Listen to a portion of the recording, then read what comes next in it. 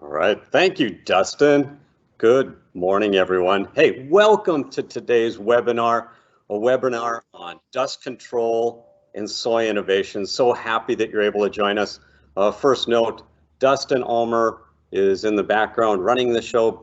Big shout out and note of thanks to Dustin. He's with the Upper Great Plains Transportation Institute team at NDSU and managing our session today. Thank you, Dustin. Great job as always. And my name is Dale Hegland. I'm with the Upper Great Plains Transportation Institute at NDSU, and so happy to partner with the North Dakota Soybean Council today to share some exciting news about a new product, a new dust control product that's North Dakota grown. Actually, it's a product that's sprouted in North Dakota, and we hope is one of the solutions that you'll use to better your roadway network. When we look at the roadway network in North Dakota, we've got out of the 100,000 miles of local network, we've got about 60,000 that are gravel roads, 60,000 miles, and the rest are unpaved. There are 2 tracks without any gravel or pavement surface, and about 7,000 miles of paved network. So 60,000, the bulk of our network are gravel roads, and they need our attention, they need our care, and the people that live along those roads need us to take care of them. So that 60,000 miles of roadway, what does it mean if you live along the roadway? It might mean that some of the detriments, the detractors for gravel, the dust that floats onto your equipment, into your house, into your lungs, onto your livestock, would be a health concern. You know, our gravel preservation effort across the state is an effort to best utilize our limited natural resources, our gravel pits that are across the state. And when we put it on the roadway, we want it to stay there. Products, there are over 250 products that are out there to help us stabilize, to reduce dust. Most work marginally in a few spots. Only a few really perform well. We hope today that you'll learn about a new product that will be one of the leading components in our transportation network of the future to help with the safety and welfare of our public. You know, I'm an engineer, and a shout out to the engineers across the state that are helping with the gravel preservation, and to all our road superintendents and leaders of the local roadway network. But as an engineer, I wear a ring. The Order of the Engineer ring is a reminder to me, to all of us that wear the ring, that have taken the ethical oath, that in humility we serve the public for that betterment of public welfare. And what does that mean? It means that the safety, the health, the betterment of people is important to us, and it's important to all of us.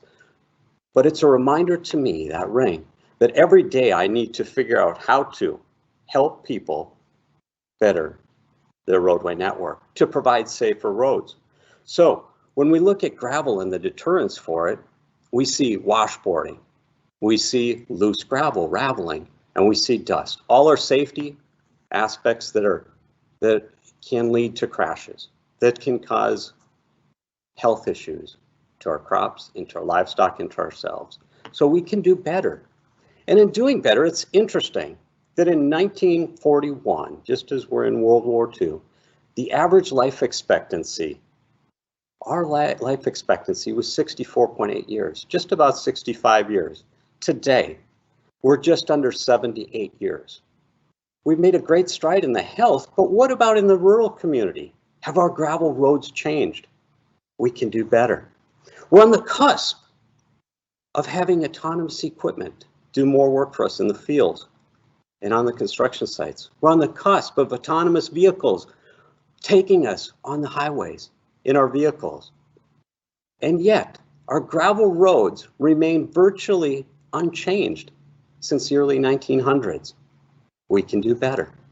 And so when I look back at my ethical obligation, our ethical obligation, to protect the people that made this great state, to protect the people, the health of the people that live right along those gravel roads, to make a difference, to change from the early 1900s, to do better, we have to ask ourselves, how, where should we be making improvements to that gravel roadway network? That's part of what we want to learn today. Now, in all of our gravel classes, the one reminder that we like to share is that the number one problem with gravel roads, is that they're not paved roads. The public has one expectation, and that expectation is that I should be able to drive on an all-weather surface road 365 days a year. And gravel roads, they do their best. We do a great job maintaining those 60,000 miles, but they can't live up to that standard. There's still the deficiencies with gravel, the dust, the washboarding, the rattling, and such. So we can do better. So when we look at a product that's homegrown, right here, started in North Dakota, sprouted on the NDSU campus with Jim, one of the fantastic researcher at NDSU, and how we might take that crop, develop it, and put it in front of farms so that that average life expectancy increases in our rural communities for the people that made this great state. That's what we're going to talk about today. That's the exciting news, that today we're going to learn about something that is North Dakota grown, that's going to help our state, that's going to help our people along those gravel roads.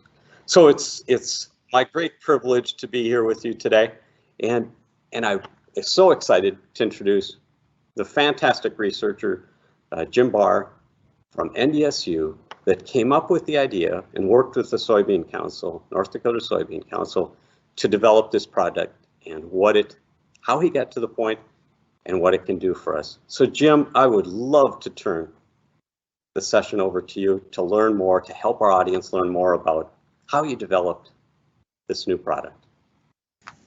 Thanks, Dale. That was a wonderful story and a great introduction. I'd like to also thank Upper Great Plains Transportation Institute and the North Dakota Soybean Council for giving me the opportunity to tell my story and let you know how this all started and what we've been doing for the last 7 years in developing this soy-based road dust control agent. So I'll talk about how this started, our lab development work, and then how we moved from the lab to our first road test, and then scaled up with a toll manufacturer to show that we could produce it with industrial process equipment. And then we further scaled up with Archer Daniels Midland in a pilot facility in Decatur, Illinois, and made enough material to provide 20 road tests that we did last summer. And then we secured a commercial partner with BioBlend to do the manufacturing and distribution. And then I'll close with some expanded areas of use beyond roads. So how did this get started? Well, 10 years ago, I had worked as a staff engineer on a lot of other people's research projects. And they were working on converting soybean oil into polymers and elastomers.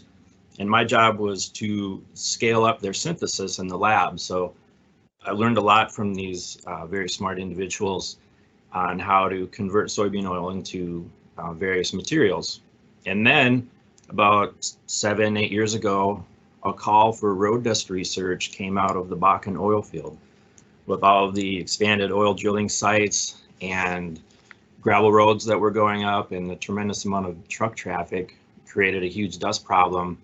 And they wanted people to think about ways to solve that and also study the impacts of that dust. And about the same time, I learned about this glycerol glut. So glycerol is a byproduct of biodiesel manufacturing, and there's a tremendous amount generated every year, and there's not a lot you can do with that. So it's readily available, it's very cheap. So I started thinking about ways to modify that soybean oil with glycerol. People have used glycerol itself as a dust control agent, but there are problems with that. It's water soluble. It easily washes off with the rain and causes problems with organisms in the groundwater. So you can't just use glycerol by itself. But I thought of a way to use it to modify the soybean oil in a way that allows us to disperse that oil in water and form a stable emulsion that can be applied to roads and easily handled. So I took this idea to the North Dakota Soybean Research Council, and they decided to fund year 1 of the project. So that first year we started in the lab. We synthesize many small batches where we change the ratio of glycerol and soybean oil and catalyst and study the effect of temperature and reaction time. We then take these oily materials and emulsify them in water, and the product looks very much like whole milk, slightly more viscous than water, but still very easily to handle. We would then treat trays of gravel. Each tray has about 10 pounds of gravel. I removed the larger aggregate because we do this on a weight basis, and the larger aggregate doesn't really contribute to the dust. So it helped give us better data by doing so. So there's about 10 pounds of gravel on each one. We treat them. And then to test them, I modified the cement mixer where I sealed the entrance, and then this blue line coming in is actually an air supply line. So as this tumbles, it creates a cloud of dust as the treated gravel falls, and that airflow coming in sweeps that dust out, and there's a white filter right here that collects that dust. So we just weigh this filter before and after, and that tells us how much dust is generated over a period of, say, 10 minutes. So this method worked really well in the lab scale, allowed us to see a lot of different treatments and kind of hone in on what the best formulation was and also the application rate.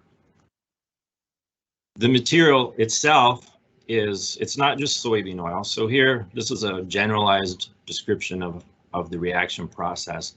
So we take soybean oil, which is a triglyceride, and react it with glycerol. And that glycerol basically breaks the soybean oil apart into a mono, a diglyceride, and then most of the glyceride still remains intact. So our goal is to create just enough of the mono and diglyceride to be able to emulsify it into a stable emulsion. Mono and diglyceride are used commonly in processed food as stabilizers and emulsifiers. So they work quite well for this application. This is a demonstration that we did in the lab where we took some of that gravel that was treated with the soy product and compared it to gravel treated with magnesium chloride and added water to these vessels. And this, when you agitate these vessels, it simulates vehicle traffic on a rainy day, tires splashing through mud puddles and so forth. And what this will show is that the soy product actually binds those fine clay particles together and agglomerates them so that they stay in place better when you have this wet, agitated environment. And you can see when they're agitated, the soy treated gravel will quickly settle out, showing that those particles are agglomerated, and they're not going to separate out and settle on the top and form that slimy layer. Because once you lose that clay binder in the gravel, now the gravel starts to ravel and washboard and migrate to the outside. And as Dale mentioned, then you have to come in and do blading or regraveling, which costs time and money. We then, in year 2, with more funding from North Dakota Soybean Council, we were able to scale up for our first road test. So these 2 reaction vessels are what I use in the lab to make the product. These are about 2.5 gallons each. And to make enough product for a road test, we did about 600 feet of gravel road. I made 250 batches, so 2 each morning, 2 each afternoon for about 4 months straight. And then this concentrate was emulsified in this custom setup that we made in the lab. We emulsified that into totes and then produced 4 totes of ready to apply material, about 1,100 gallons total. And Jason Benson hooked us up with a test site in Cass County. This is County Road 22. It's also called the Prosper Road. And this was a great test site for us. The gravel here is actually it's a 50-50 mix of gravel and wrap millings. And at the time, we didn't really think much about it. This is application day.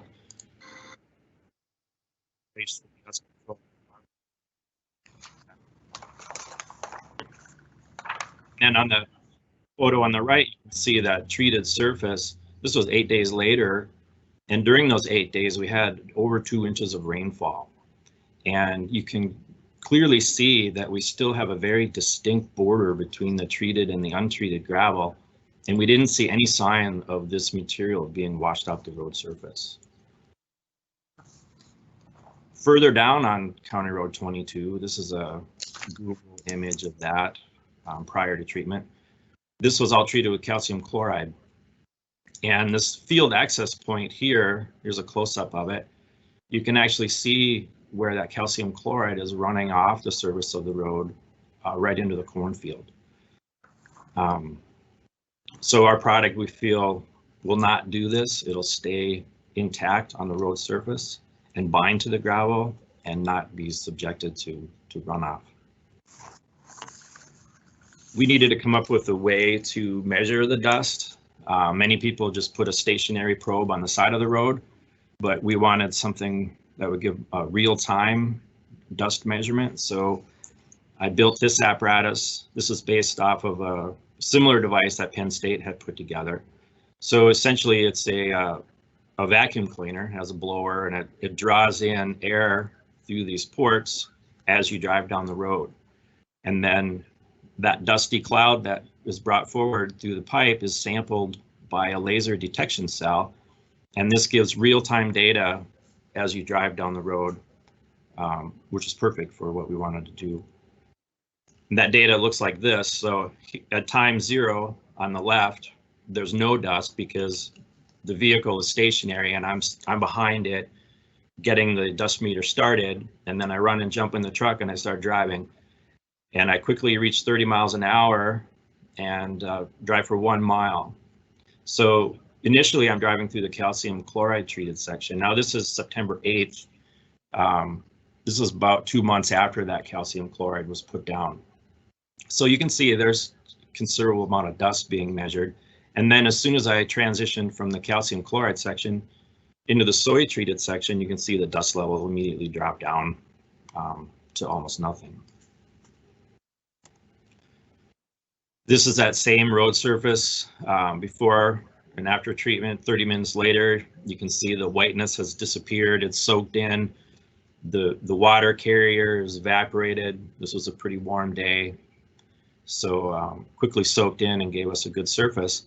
And then interestingly, about 6 weeks later, that surface turned into a very firm asphalt-like surface. And this was due to the 50% wrap millings that were present and the interaction of our soy material with that asphalt. And it had plasticized that asphalt and worked its way to the surface. And this was about an inch thick layer, and it stayed intact through to the next spring. And that took us in another direction. So in addition to dust control, we're also looking at using this material for wrap rejuvenation.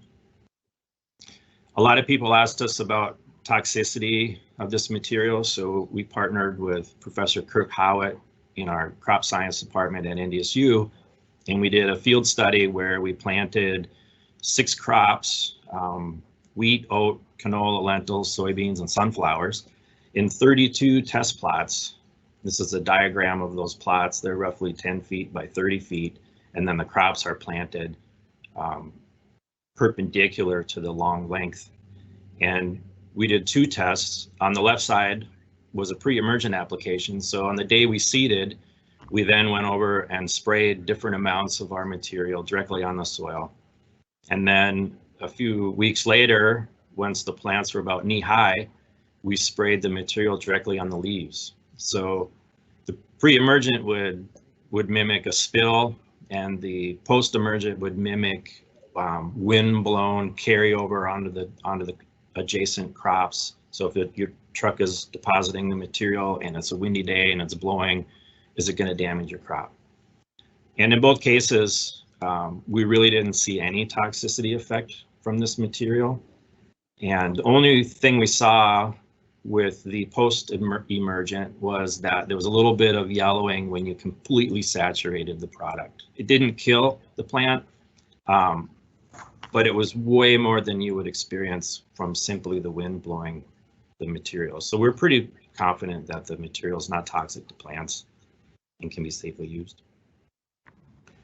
We then moved from our lab production to a chemical tolling facility in South Carolina, and they have their smallest reaction vessel is 100 gallons, and we were able to successfully scale up from our 2.5 gallon reactor and make 4 50-gallon batches without too much difficulty. We learned a lot during that week about the addition of materials and proper mixing and so forth, but at the end of the week it was a success. And during this project we also showed that we could use crude soybean oil, so we don't need to use refined edible grade. We can reduce the cost of the raw materials by using crude oil as well. The following year, we scaled up further, this time with Archer Daniels Midland in Decatur, Illinois. This is a photo of their pilot plant facility. Unfortunately, this was during COVID, so I wasn't able to visit and be part of that. We did everything over the phone and through email, but they were able to successfully scale up. And our original plan was to make 16 totes of material, but it went so well that they had plenty of time left on the project and we had money left for raws. So we ended up making as much as we could, and we produced over 55 totes of ready to apply emulsion last summer that we were then able to use for road tests. This is a list. This isn't complete. We've already expanded this list, but these are a lot of the test sites that we did last summer. There were several in Iowa in the Sioux City area, a few in North Dakota, Jamestown, Peasic, Minnesota, Kitson County. And then we also tested in some quarry environments, gold mines, horse riding arenas, and so forth. This photo shows some of those test sites. Each one has the application day and then the surface of the road later that day or a few days later. This was a variety of gravel types and a variety of applicators. A few of these are commercial applicators that do dust control for their business. Some of these are just farmers using crop sprayers. And this one is just a PVC pipe with some holes drilled in it. So quite a variety of application types of equipment can be used. It's pretty easy to apply. This is one of the sites up by Peasic, North Dakota. This is a township road. And this farmer recently inherited the family farm and moved into it from Seattle to retire. And the farmhouse was really close to the road, and the dust was so bad. Every time a car came, if he was out in the yard, he had to run inside. And he was even thinking of selling the farm because he was worried about the health effects of the dust. So he reached out to us and asked if we could do a trial out there. So he received a few totes of material, and he used a crop sprayer to apply this material, and worked quite well. So a few weeks later, I revisited the site, and the product did a nice job of binding up this loose gravel and eliminating the dust, and he couldn't be happier. I think we have a lifetime customer there. I brought my vehicle mounted dust meter to the site and drove. I started out in the untreated section. You can see quite a bit of dust, and then it drops down to almost nothing in front of his property. And then I exit the treated section back into untreated, and you can see the dust levels rise. So this is 2 passes, and you can see that the meter confirms what we see visually.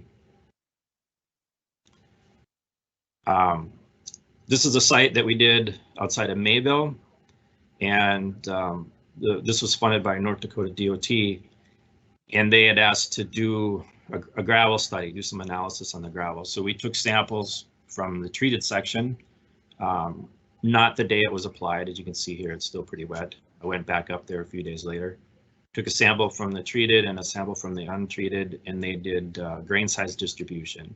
And what we were looking for is a reduction in fines. And we did see that considerable reduction in the fine clay and fine silt from the treated section. So this shows us that our product is in fact binding those small particles together. and as a result, reducing the airborne dust. So if you're a new user and you're wondering, what can I do to try this? Do I need to wet? Most people pre-wet before mag chloride or calcium chloride is put down. That's not necessarily the case with this product.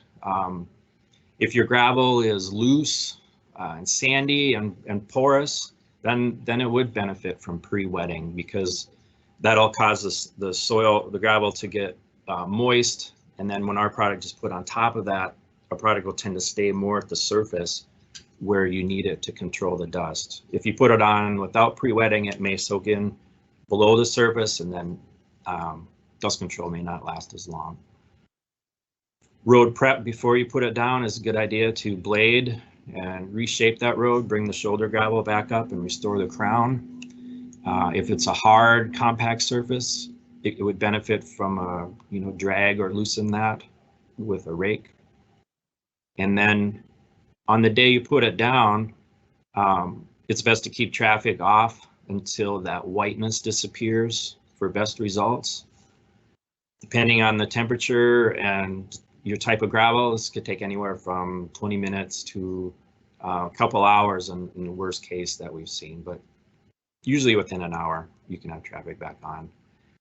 And traffic can drive on it, it will kick up a little bit on their car, and they may not be too happy about that, but it cleans up easily with warm soapy water or car wash visit. And finally, if you're interested in trying it, I would recommend that you try a test on your gravel, because every county is different, and really the only way to know for sure how best to apply it and what rate to use would be to try a test area, get a tote, and we'll work with you on best approach, and you can see how it works for your own county. So back to the RAP trials. For future, we would like to see, how can we treat RAP and use RAP more effectively for base stabilization, possibly shoulder buildup. And we would be looking for counties in North Dakota that would be interested in sponsoring a test site. So if you have access to RAP and say a parking lot or some other non-critical test site that we could mix our material with RAP and put it down and roll it, and then monitor it for a year or so and see how it performs. That would be a great help for us. So it works great for dust control, but there are applications beyond roads that we're looking at. So gravel quarries and mining operations, grain elevators and other egg processing facilities. There's a lot of truck traffic at these locations, and a lot of dust is generated. Horse riding arenas. It turns out that chlorides, when they're used for horse riding arenas, can tend to dry out the horse's hooves and crack them, where our material actually can help protect their hooves and prevent that. It's good for national parks and protected areas where you don't want to have chloride buildup, or maybe you're close to sensitive water and you don't want to have runoff and pollute the streams. Almond orchards, we did a test in California, and these gravel roads go right through the almond orchards, and there's almond trees on either side of it. And the last thing they want to do is have a buildup of chloride right there where the roots can absorb it. So they're very interested in using the bio-based material. Driveways, do-it-yourselfers. The material will be sold 5-gallon pails. People can put it down with a regular yard sprayer. So we'll be targeting those consumers as well. Trucking lots, RAP rejuvenation, as I'd mentioned. And then also we're currently looking at asphalt shingle renewal. So the same mechanism that allows our material to soften and rejuvenate asphalt works for asphalt shingles. So we're looking at ways to extend the life of asphalt shingles, make them more pliable, so that if your roof is 10 years old and you get damage, you can still do spot repairs and not have to replace the entire roof. So this project has been 7 years in the making. We started in the lab, we did a field trial, we then scaled up and did a lot more field trials last summer, and we learned a lot from those trials. They weren't all successful. We tried a lot of different application rates and application methods, different types of gravel. We ended up going back into the lab and making some adjustments to the formula. We did see some foaming and separation issues early on, but we have addressed that and modified the formula, so that's no longer an issue. And just this year, we've obtained a commercialization partner with BioBlend, so we're now ready to offer this material to the consumer.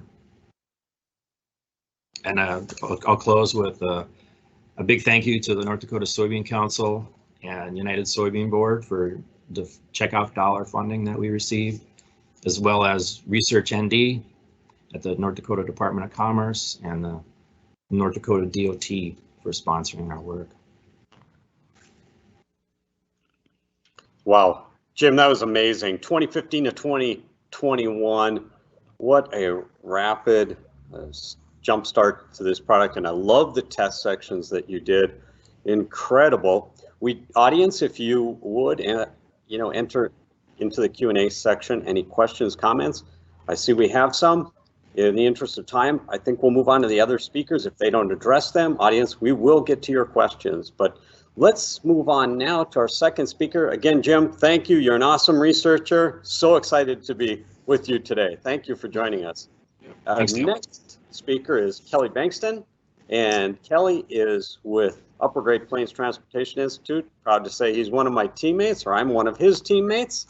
And Kelly did test section number 11 with Jim and put the material down. And Kelly, if you could share a little bit about what you did and how it worked. Certainly.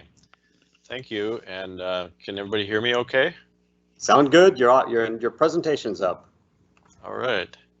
So I'm Kelly Bankston. I work for the Upper Great Plains Transportation Institute and also work with Dale through North Dakota LTAP. I was county engineer for quite a few years in Northwest Minnesota, retired from that position and took this job here at NDSU. So glad to be here. And while I was a county engineer, the gravel roads in Kitson County was about 1,000 miles of both county and township roads that we maintained. So I had some experience there with dust control. Dust control is important for many reasons, of course: safety, health, crop production, reduces road maintenance costs, or just a few of them. But these are all taken into consideration when justifying the cost of dust control. NDSU has the soy-based product marketed now by BioBlend, and it's called Epic EL, and that stands for Esterlink technology. So it is shipped in totes or other sizes of products, which I'm sure Todd's going to tell you about here next. So the application of the truck here on the right is shown as a commercial applicator. It's important to prepare the roadway first, and motor graders do a good job of establishing the crown, break up the crust on the road, and establish your 4% crown. And then you can come in and apply your product. Check your crown with a smart level is one way to do that, and these can be purchased at your local hardware stores. The chart shown here is just a justification of cost per mile and how it's related to traffic. And usually a break even for dust control is at about 150 vehicles per day. So this study was done in 2017. Federal Highway also has recommendations on aggregate surfacing gradations based on annual rainfall. So in wet areas that receive greater than 20 inches of rain per year, those gradation samples can get by with a little bit less aggregate binder passing the 200 sieve. As you can see here shown, 3 to 12% passing the 200 and a 3 to 10 on the plasticity index. In dry areas, they recommend more binder in the aggregate surfacing gradation, 8 to 15 on the 200 sieve and 8 to 15 also on the plasticity index. You can use regular farm equipment to apply this product. And there's a couple pictures here of a water truck with just a modified boom made out of a PVC pipe and 3/16" diameter holes drilled about every 3 inches, or a pull type sprayer shown on the right here. And this is a test strip in Stutzman County near Jamestown, North Dakota. That's a before and after picture of this particular site. Then this is a test strip in Kitson County.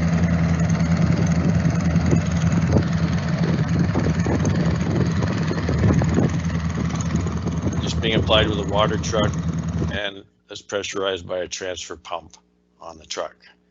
And the picture on the right is the road surface the next day. So results of this site applied September 25th, kind of a cool windy day. Received permission from the town board first, and that's always important to go up on a public road. Make sure you let the road authority know what your plan is and ask them if you can get permission for this. The truck was first calibrated with water, and it was set to deliver about 3,400 of a gallon per square yard. And the road before was issues with washboards, raveling, and of course dust.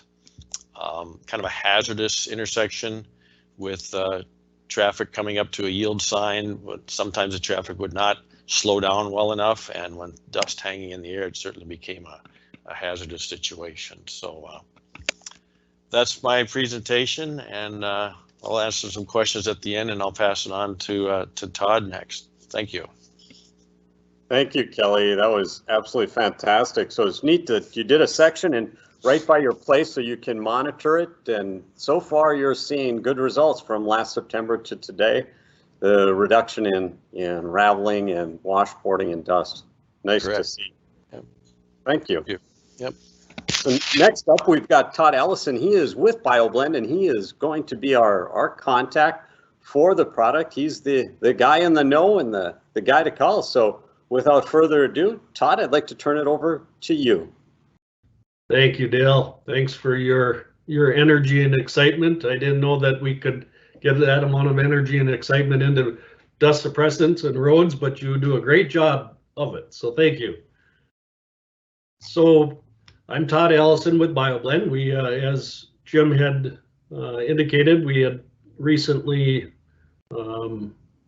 signed our licensing agreement with North Dakota State for this soy-based product.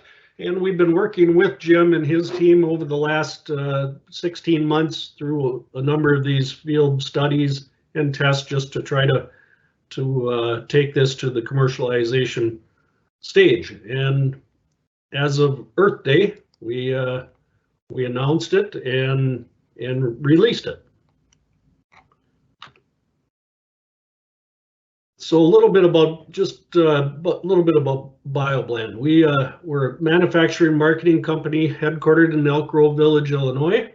We've been in the bio-based arena for over 20 years. Back in 2007, we took on a strategic partner with Archer Daniels Midland and have continued that since. We have 4 regional business managers throughout North America, of which I'm one of them, and also the product manager for this particular product, and have been working with Jim since we started the conversations together 16 months ago. The dust suppressant itself is manufactured with partners in Iowa, Indiana, and Niagara Falls, Ontario. So this particular picture on the right-hand side was actually taken last week in New Mexico on a test site that I was at. I'm sure a lot of you listening and watching see this on a daily basis. This was actually the water truck going to reload for water to spray the roads. This particular construction site, they had 4 water trucks running 7 days a week, basically 12, 14-hour days. And as you all know, that with water, 10, 15 minutes after you've laid it down, it's gone. So finding other products that will stabilize the road and be longer term solutions is really critical. And in this particular site, using chlorides, especially in the that southwest region where water and humidity is not real effective, that those products they don't perform real well. And this particular site is highly sensitive site, so they want to keep the chlorides off the site. But this, the product itself, we've named it Epic EL. It's an ester-linked technology. As Jim said, patented product that he developed, manufactured with soy, and it's fully synthesized, created at high temperatures, as Jim explained earlier on as well. When you look at the other products, a lot of the other seed oil products that are out there today, because of the technology that Jim came up with, it allows us to keep a really high oil content level in the product. Where a lot of the other products that are out there, in order to get the emulsification to take part, because oil and water don't mix, you need to slug it heavy with emulsifiers. And with the technology that Jim put together here, we don't need that. It's a natural emulsifier within itself, so thus the oil content level is really high. Obviously, it's environmentally conscious. We do have the USDA bio-preferred stamp on it as 100% bio-based, which I think is extremely important. It's non-toxic, non-leaching, and non-corrosive. Those three right there really sum it up. The dependency for water to make this product work, you don't need to have water like a lot of the other traditional products. Obviously highly effective and competitive as well. So here's just a quick 40-second video of the product. This was a week ago on a test site, following a number of trucks. These roads it's a construction site, so it's not an engineered road by any stretch. But you can see the dust just in the still picture there, and it is truly, they've got about 100 trucks a day going through here, and so this dust never settles. It's just constant. It's almost like a fog in the air. So as you'll see, as I'm following up this slight incline where we treated the day before, and you'll be able to see the suppression as it 24 hours later.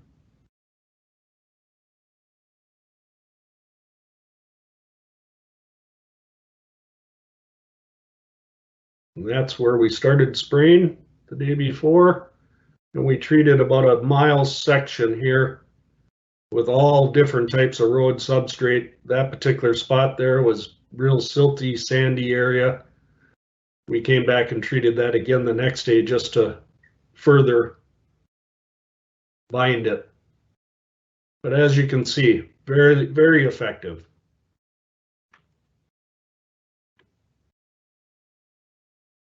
So over the last 14 to 16 months, as Jim covered some of this, we've done a lot of trial and error. We researched and identified multiple markets, different areas, like we talked about the almond farming and orchards and mining and quarries, and a lot of different applications, and tested different sites and different emulsion rates. And to date, we've got, this is a little old. We had 25 as of the spring. We're up over 30 throughout North America right now. We've analyzed a lot of the other products that are out there. We've secured the different raw materials because of our partnership with ADM. We've got the ability to contract out some of that. Obviously, the pricing with soybeans and other seed oils have increased dramatically over the last year. So that has posed some challenge in securing, and the availability of it is getting tougher. But we have secured enough product to keep us in full commercialization throughout the summer and into the third and fourth quarters. And then, as Jim talked about, looking at the testing for sister product in the RAP rejuvenation, we've secured a number of approvals on the product, meaning product testing characteristic approvals. So ideally, the application of the Epic EL, would be to ship the product in a concentrate form, but that's not the only way it's available. We do have it available in emulsion form as well. There's a lot of applications and areas where getting the end user to mix the concentrate properly is going to pose some challenges. So we want to make sure that it is available in its emulsified stage as well. So we'll have it available in both means, and available in bulk, 275-gallon totes, drums, and pails. We would prefer that, especially on these early stages, that you work with Jim and our team to really determine what the best mix ratios and application rates should be for your application. The emulsion, as you saw in some of those other pictures, it's a white or yellowy kind of water consistency to it. So your typical application equipment will work just fine in spraying it. Gravity feed is not the preferred method, but we've had a couple people that have done it with gravity feed, and it's been successful. Obviously having a pressurized spray bar where we can actually calculate the gallons per square yard is the preferred method. As you saw from what Kelly had there as well, we don't need anything high technology to make this perform on a road surface. You can use ag sprayers, you can use pull behind ATV sprayers, you can use, just as Kelly showed you there, a PVC pipe with a pump and a tank, and you're ready to go. Targeting that 0.4 to 0.5 gallons of final product emulsion per square yard. That's what we're seeing as kind of our sweet spot right now. And really truly most effective if it can be applied in multiple passes. And multiple passes, allowing each one the time for the water to evaporate off and for the product to truly set up and cure. And as Jim said, the cure time that varies with all the variables that are out there, but weather being probably the biggest variable. We've done some in the cooler temperatures, and it takes a little bit longer. But when you have a nice sunny day with a little wind, it cures, like Jim said, within 15 minutes you'll see that cure. So just want to show you what the concentrate and then emulsions actually look like, and what it takes to mixing them. So that particular is just taking the concentrate, pouring it in this water bottle with some water. You can see it separates really quick and doesn't mix well.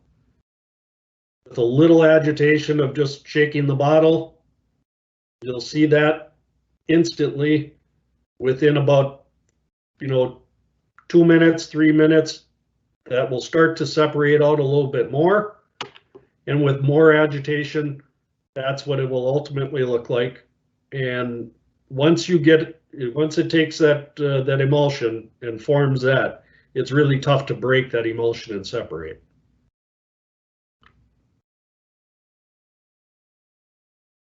So some of the ideal uses that we're really, this right now, because of seed oil prices being so high, this product is going to be tough to compete head to head with your chlorides.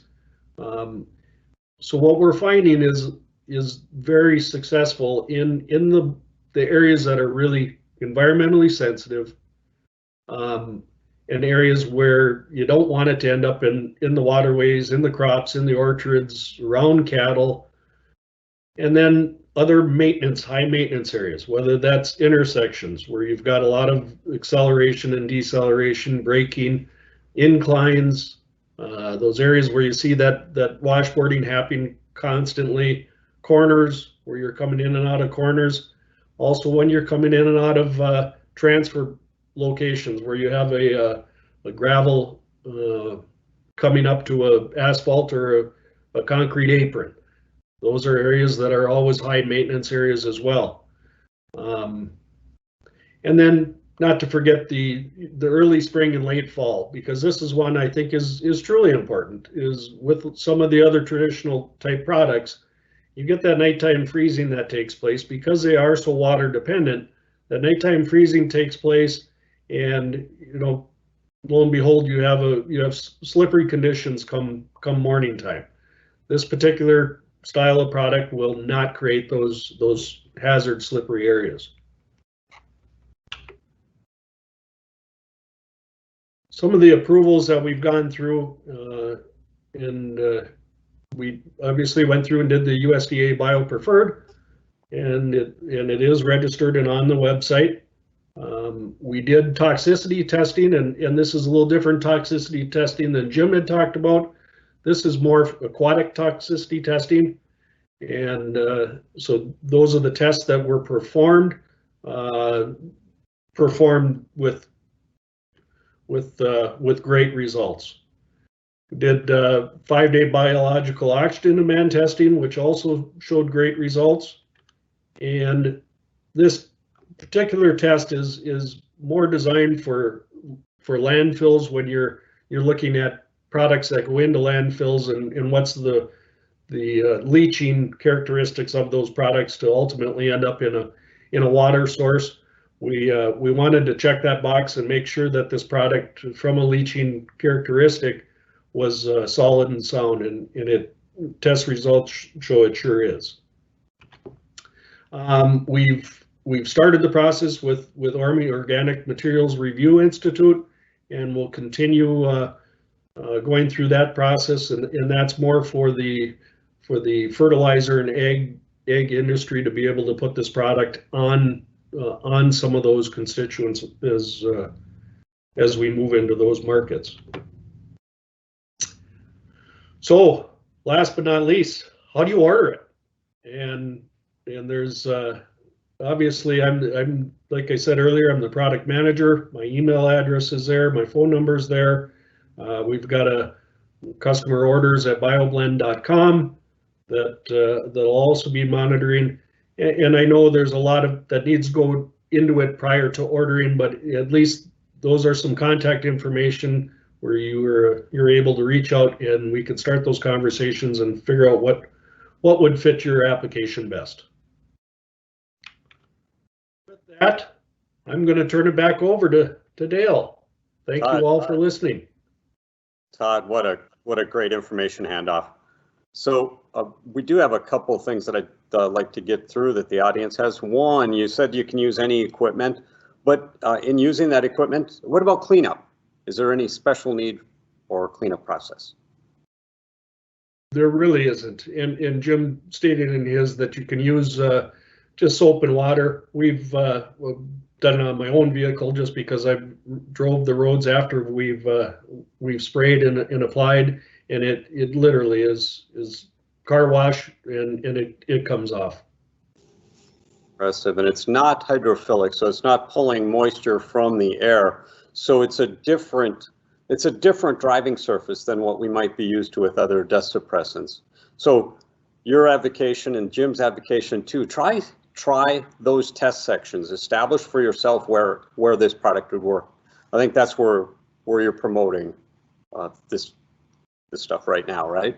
Absolutely. Yeah. And with the traditional products, you when you get those rain events and heavy deluges, those traditional products will wash away, and they get very slippery and slimy. And where this product, once it's cured and set up, we would prefer not to spray in rainy events, but when it's a day later and it's had its time to cure and set up, you don't have those same slippery, slimy conditions like you do with others. Very nice. So let's, in the interest of time, we'll move on. Our next speaker is Jason Benson. Jason is the Cass County engineer.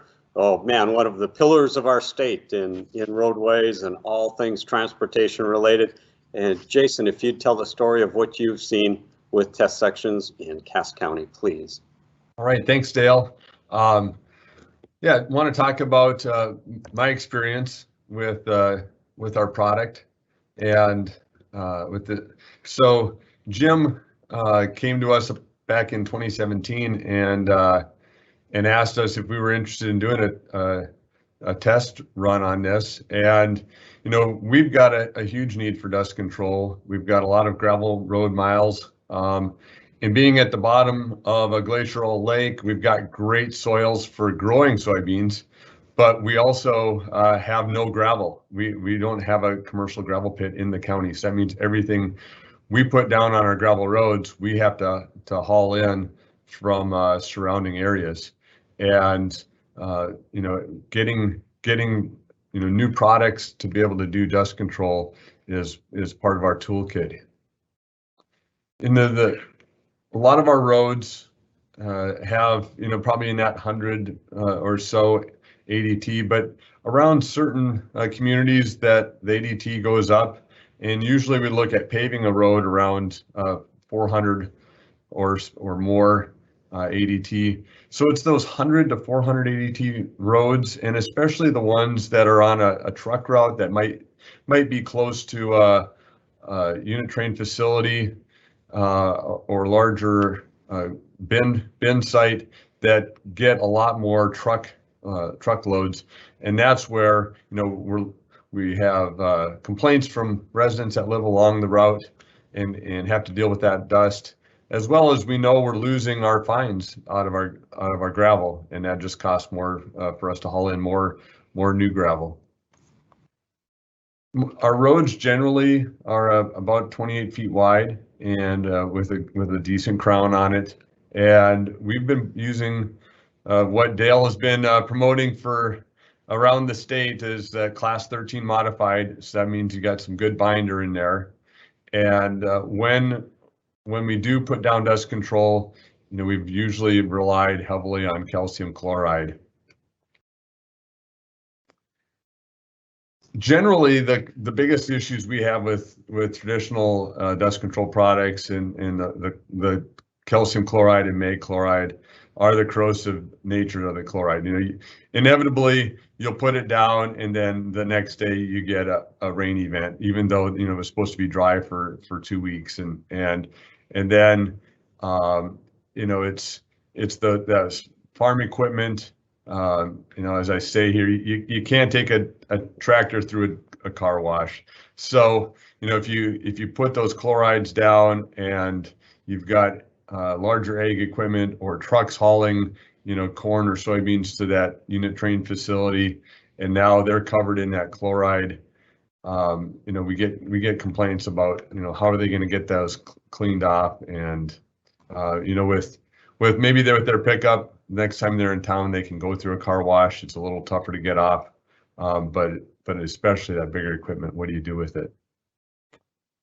So as Jim talked about our Cass County 22 section, so in 2017, we had a 5-mile gravel resurfacing project. And in that, we had an old stockpile of asphalt millings. So we blended about 50-50 with the class 13 modified and recycled asphalt, and we laid it out and then brought in a mill machine to blend it, and then for a lot of the remainder of the road we put down the calcium chloride, but for this short stretch closer to an intersection with one of our main paved roads, that is one of our higher traffic ADT routes. We put this test material of the initial kind of batch of the soy-based product. And our overall observations was, especially considering it was right next to a major intersection.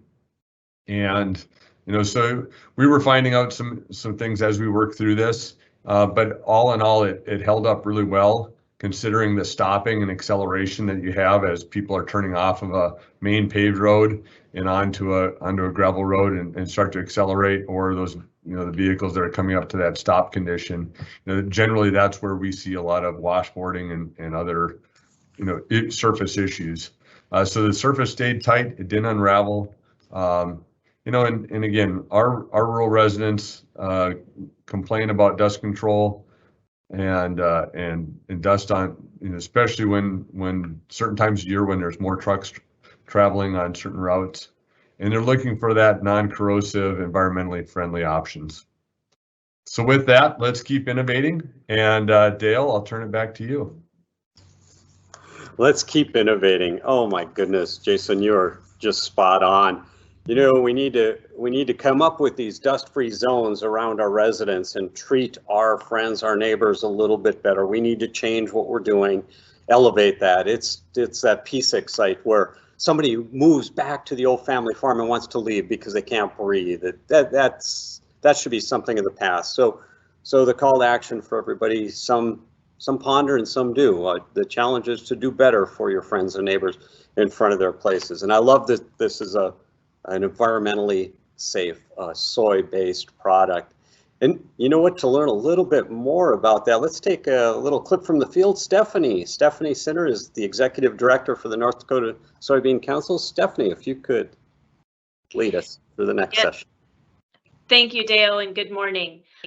Great to be with you. We're excited to be part of this webinar today and share the great information about the soy-based dust suppressant product that's been developed as a result of the farmer-led board of the North Dakota Soybean Council making the investment with Jim Barr and his research back in 2016. So it's really exciting to see a project come full circle to support the North Dakota soybean farmers as well as our residents around North Dakota. I would like to introduce Chris Brossard. He's our next speaker, just going to talk a little bit about the soybean checkoff.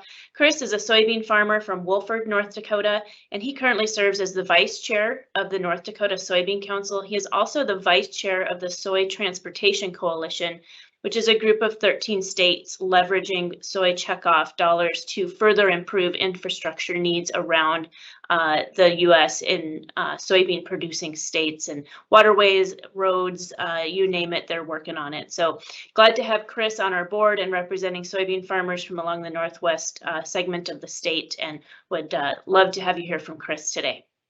Well, good morning, everybody. I'm Chris Brossard, a farmer from Wolford, North Dakota. I'm the District 11 representative for the North Dakota Soybean Council. Today, we would just really love to visit with you guys about one of the new products that we've been working on and give you a little bit of background there. The National Soy Checkoff Research, in collaboration with the North Dakota Soybean Council, invested in the soy bio-based dust suppressant that will drive soy demand, offer a sustainable alternative, improve air quality, and reduce dust-related health and safety risks in communities nationwide. Personally, we're really excited to give this product a try on our farm. We live right alongside a main farm to market or county road. There's always a lot of dust flying in the yard. Not only gets to be a little tough sometimes for the kids around the yard, but we also really notice it in a lot of our cold storage buildings, just the dust on the machinery. Hopefully to help keep everything a lot cleaner and neater around the yard. A little background here, the soybean checkoff is driven by farmer investments on behalf of North Dakota soybean farmers. In North Dakota, 1% of the market value of each bushel of soybeans sold enters the checkoff. Of this, half stays in the state with the North Dakota Soybean Council and half goes to the United Soybean Board. The North Dakota Soybean Council funded a research proposal in 2015 when Jim Barr came to us with an idea. North Dakota Soybean Council invested a total of $249,684 of North Dakota soybean checkoff dollars from 2016 to 2019. At that point, Jim received funding from the United Soybean Board to scale up the project and make it is what it is today. 1 tote of Epic EL uses approximately 190 bushels of soybeans. This is a great example of the investment of the North Dakota soybean checkoff coming full circle to benefit all of the farmers. We look forward to this long-term investment opportunity, continuing to benefit both farmers and consumers of the product. Well, that was awesome. Thank you, Chris. Thank you, Stephanie. Wow, what a testament to what a difference we can make in state. I love this. And again, it's North Dakota sprouted. What did Chris said? 190 bushels of soybeans per tote of this product. Absolutely wonderful. So, you know, we've got lots of questions. Audience, we are running a little long. We do have the contact information for Todd and Jim and Stephanie at the Soybean Council and Jen at the Soybean Council. So please open that dialogue, get more information. But one more thing I'd like to do, you know, helping people help the land. If I could grab NRCS tagline, that's really where we're at, right? We're going to grow this product, sprouts on our fields, protects our roads. We're finally going to make a difference in front of residents. That's if you take our challenge and do something to protect the health of our friends and neighbors and make a difference. So around with the presenters. Jim, any parting remarks, words of wisdom? Well, I'll just reiterate that if you're interested in trying the material, order a smaller amount and just do a test application in your county to see how it works with your particular gravel type, and get a certain level of comfort with the product before you would advance to, you know, several miles. And then also, if you're a county or a road construction contractor who has access to RAP and is interested in helping us take the RAP treatment to the next level, please contact me and we can open that discussion. Thank you, Jim. And you are Amy Bisey with North Dakota DOT shared, and I echo that, her statements. You are an excellent researcher. This is a phenomenal project. Well done. Very well done. Thanks, Dale. Okay, on to our next. Kelly, your thoughts? Well, I just want to say that dust control on gravel roads is, of course, safety, health, and economic benefits in return for doing dust control. And I feel that road authorities out there should strongly consider taking a close look at it and budgeting funding for use beginning this season at your hazardous intersections, areas where you have washboards, places where you're getting complaints. And Epic EL is just another option for this. It's non-corrosive, it's environmentally friendly. So take a look at using it, and like Dale said, we can do better. Thank you. Nice job, Kelly, and thanks for having a test section. That's awesome. You know, the governor just declared a drought emergency for our state. Wow, now more than ever, we need to get rid of that blizzard, like that snow condition with the dust. That just safety that you mentioned, Kelly, that's absolutely paramount. Number one, Vision Zero for the North Dakota DOT. Get rid of those safety aspects that we know about. Wonderful. Todd, and Todd, in your words of wisdom, your closing remarks, could you help us understand a couple things? So we have the product, and a few questions were out there with what kind of mix rates? Do we run full strength, diluted? Do you have one recipe, multi-recipes? Can you share that? Thanks, Dale.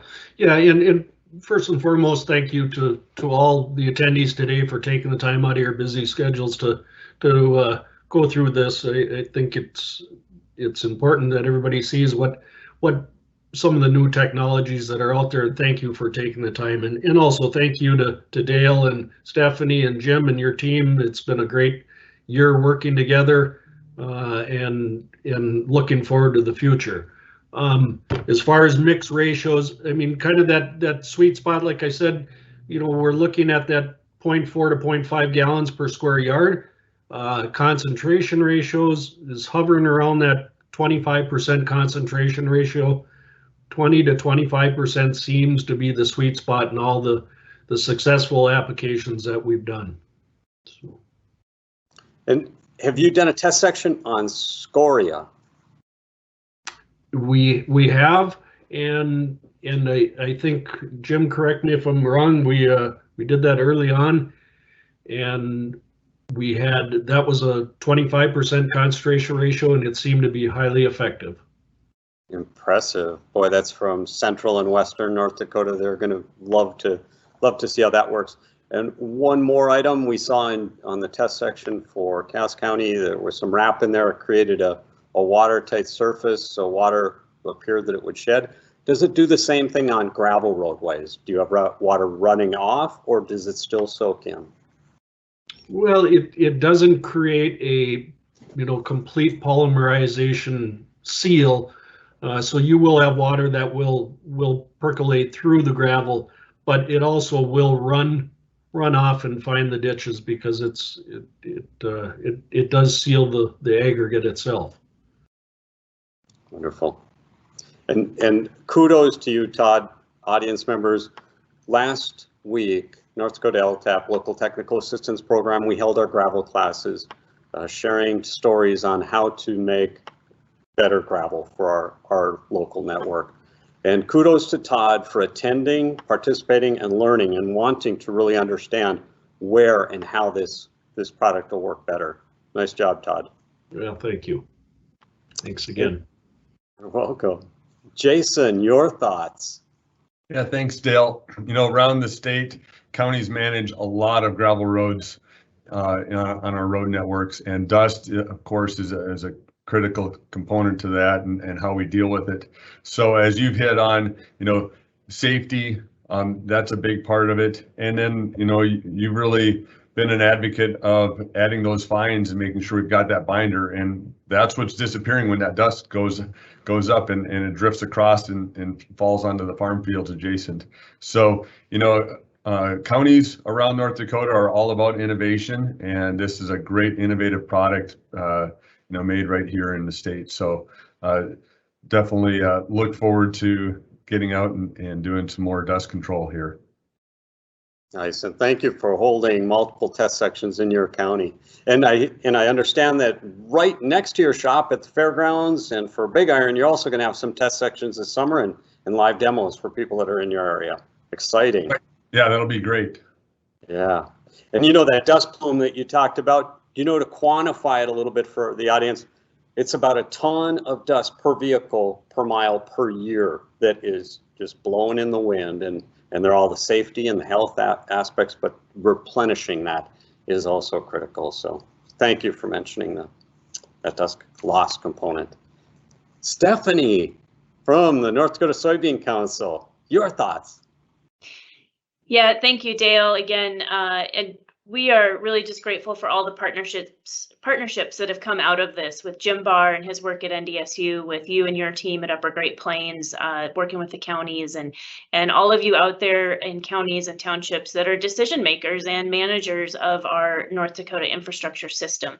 It is our farmers that we work for and alongside with the checkoff and investing that also live and work in your counties and townships and utilize that infrastructure. So we're really grateful to partner and making improvements for not only the farmers who are moving product to market, but for the folks that live out there and live and travel on these roads on a daily basis. And so really excited for soybeans to be used as a sustainable and renewable ingredient in this product that not only supports our farmers and the economic viability of their operations, but also is good for our lungs and good for our air and good for North Dakota. So thanks for the opportunity, and we're excited to be a part of this.